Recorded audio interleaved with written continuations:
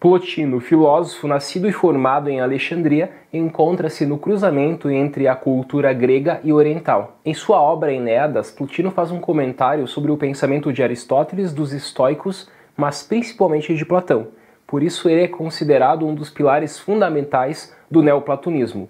Além disso, ele se inspira e muito numa mística oriental. Segundo Plotino, só pode haver um único princípio para todas as coisas, o uno bem. Com isso, Plotino está na filiação da filosofia tanto de Parmênides como de Platão. Mas a partir de sua coerência radical, ele mostra que o uno não pode ser. Ao contrário da afirmação de Parmênides, que diz que o uno é, o ser é. O ser, a realidade, é fracionado, é dividido. O princípio, portanto, deve estar acima do ser. Então, diante disso, nós podemos questionar sobre a existência do uno? O uno não existe? Segundo Plotino, o uno também não pode reduzir-se a um espírito universal. O espírito divide-se em formas. O espírito move-se em conceitos. O espírito implica a oposição sujeito-objeto. O único, ao contrário, é único, imóvel e eterno. Mas será que não existe um paradoxo em filosofar sobre aquilo que está além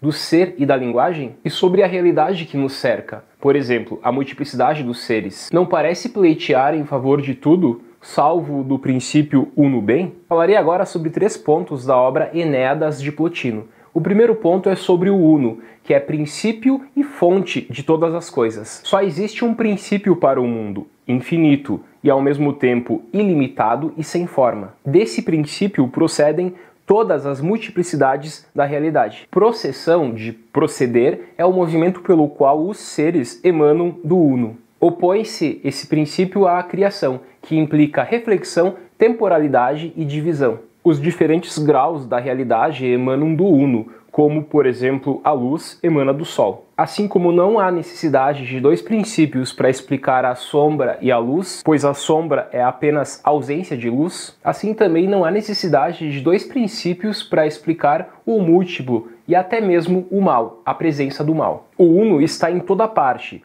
mas em diferentes graus de intensidade. Assim, o uno se desenrola como uma cadeia de seres, cujas hipóstases são como outros tantos elos. As hipóstases são o quê? São as manifestações do uno. Metaforicamente, pode-se compreendê-las como os elos de uma cadeia do ser, mais ou menos distantes do uno. Mas é importante destacar aqui que mesmo assim o uno é indiviso e ele está em toda parte. Notamos assim que os limites da nossa linguagem nos obriga a falar falsamente do uno, que não pode ser uma cadeia, que não se move, uma vez que ele não é mesmo. Plotino utiliza muitas vezes as metáforas como o sol ou a fonte, para assim tentar libertar o nosso espírito das palavras. Mas é preciso aqui prevenir o espírito que isso não passa de imagens. Como segundo ponto deste vídeo, falarei sobre as diferentes hipóstases. A primeira hipóstase é o espírito, que compreende todas as coisas, mas se divide em formas. Depois vem a alma universal,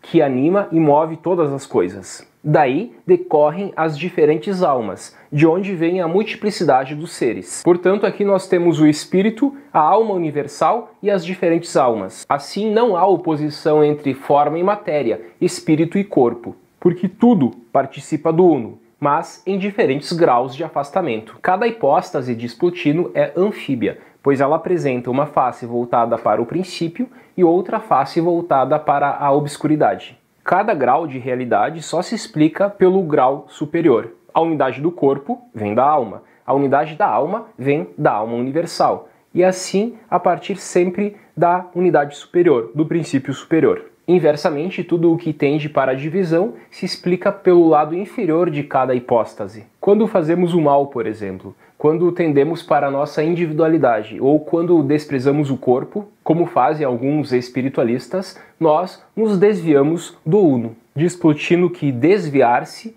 é olhar para o exterior. Somos então, nas palavras de Plotino, uma cabeça com vários rostos voltados para fora. O terceiro e último ponto deste vídeo é a passagem do conhecimento de si mesmo ao êxtase. O objetivo é então voltar seu olhar de novo para a sua fonte. É abolir tudo o que foi ajuntado de não ser e de divisão. O conhecimento de si mesmo, para Plotino, não é o conhecimento dos nossos limites, mas abolição mística dos nossos limites individuais, onde nós nos compreendemos como fazendo parte do todo, da alma universal. Mas o conhecimento, como a consciência, implica um desdobramento de si mesmo a si mesmo. Eles, portanto, devem ser ultrapassados num êxtase inefável, onde se é pura presença no Uno. Para finalizar, citarei aqui uma frase de Plotino, presente na obra Enéadas, escrita por volta de 253 a 270. Diz Plotino: cada alma é e se torna o que ela contempla. Vimos então que o Uno é o princípio e a fonte de todas as coisas. Até mais.